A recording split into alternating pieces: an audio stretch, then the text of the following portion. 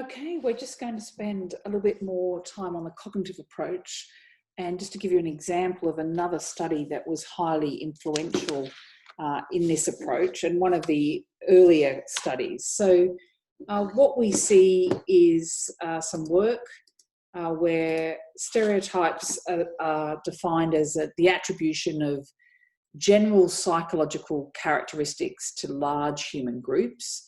So what Tajfel is looking at is this idea that the same way that we might perceive objects also can help us understand social objects. So if we can understand the way in which we perceive physical stimuli, objects, this might give us some clues into also how we might form judgments of human groups. And that he wanted to explore the process through which certain characteristics and traits come to be associated with particular groups. And much like the cognitive approach, this work sees the formation of stereotypes as being normal but faulty, and is trying to understand the way in which we form these judgments. So this work was done in the early 60s, and as you can see, we're looking at objects here. Again, we're looking at lines. And what Tajfel and Wilkes did in their study is that they presented participants with 8 lines, like the ones that are on this slide. And they had 3 different groups of participants. They had participants in what they called the classified condition, and that is where the 4 shorter lines were labelled A, and the 4 longer lines were labelled B. So this is the classified condition. In the unclassified condition, there were no labels presented with the lines. People simply got the lines and the number. And in the random condition, there was no clear relationship between the length of the line and the label attached to it. So the labels A and B are random and are not at all correlated with the length of the lines. So Tajfel and Wilkes asked people to recall the length of the line, and they were interested in the estimates of how long each of the lines were. So how long is line A? How long is line 1? How long is line 2? How long is line 3? How long is line 4? And what they find is that there are some general rules that seem to be at work in the way people are forming their judgment and classifying the lines. So when people can see that there's a correlation between the length of the line and the label, the classification, either A or B, they tend to exaggerate the differences between the groupings, between the classes, and to minimize the differences within the classes.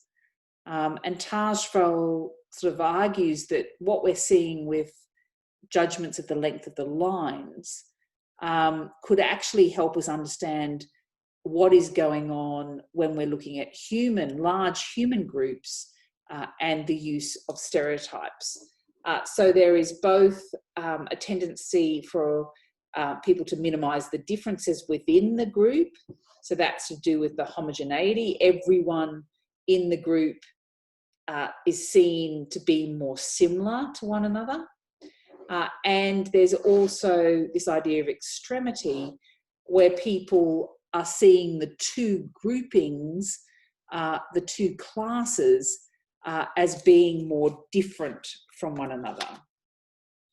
So effectively, what is a way to think about this patterning is that when there is, let's use the language on this slide, when there is a correlation between the classification and the line, so this is the classification, a correlation between whether it was labelled A and B and whether the lines are small or larger. People are tending to see the lines within the classification as being more similar. So they're minimising the differences within the class. So they're seeing all of the lines that are labelled A as being more similar to each other in length. And they're also increasing the extremity. So they're increasing the degree to which they perceive a difference, in this case, between line 4 and 5. So they are exaggerating the difference between the classes in the way in which they're estimating these lines.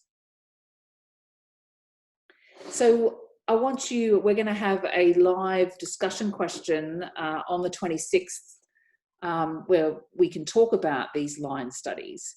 But you're asked here, what are the main findings of Tajfel and Wilkes line studies? And I think that they're summarised here. These are the findings.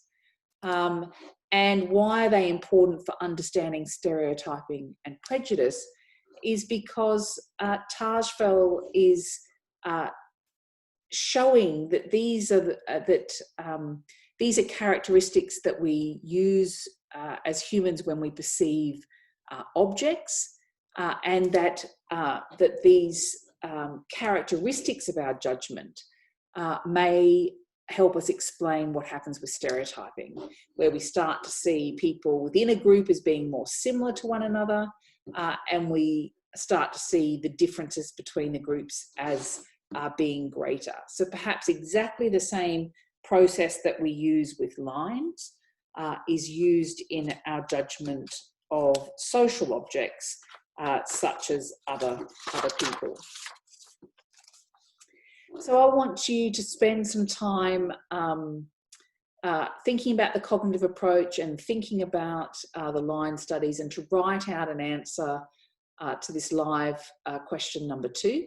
And we'll leave lecture 4 here, and we'll come back to talk more about Tajfel's work and the way it's led to a new social identity analysis of explaining prejudice. Okay, thank you. We'll leave it there.